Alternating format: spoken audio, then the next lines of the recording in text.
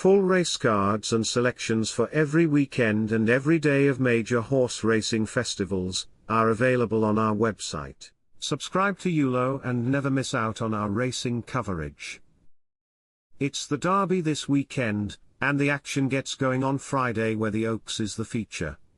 There's some uncertain weather about, so it could be a bit of a puzzle to pick out the winners on the first day. Friday's nap goes to post in the feature, the Oaks.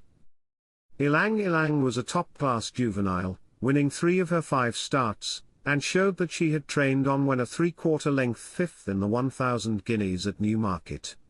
She was nearest at the finish in that first Fillies Classic, giving notice that she's ready for this longer trip. Proven at Group 1 level when landing the Fillies Mile at headquarters at the back end of last season on soft ground, conditions shouldn't be an issue here. Irish Raider Ezelia looks a progressive sort ready for this mile-and-a-half trip, while Rafe Beckett's Forest Fairy has a decent pedigree and hasn't hit her ceiling yet. Aidan O'Brien to scoop more classic glory with Ilang Ilang. Our next best lines up in the Surrey Stakes. It may pay to side with Rafe Beckett's Zoom Zoom for this listed contest. This Zoostar gelding won all 3 juvenile starts and proved all the ability has gone from 2 to 3 when dead heating for second in the Greenham Stakes at Newbury last month. The enthusiastic Balmaccara can give Zoom Zoom the most to think about, but needs to navigate that tight turn out of the chute without drifting too wide.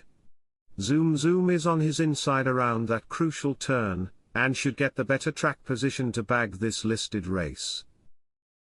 Elsewhere on Epsom's Friday card, TJ can land the opener for Carl Burke.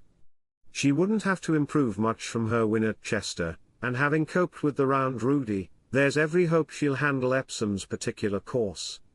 Megalithic and New Charter rate the main dangers, but this Maymass filly looks progressive, so TJ gets our vote. Next up, we'll take an each-way chance with Blue for You. David O'Meara's gelding made a pleasing seasonal reappearance when 4th of 17 at York on his seasonal reappearance, and that followed a wind-up, so there's every chance of more improvement.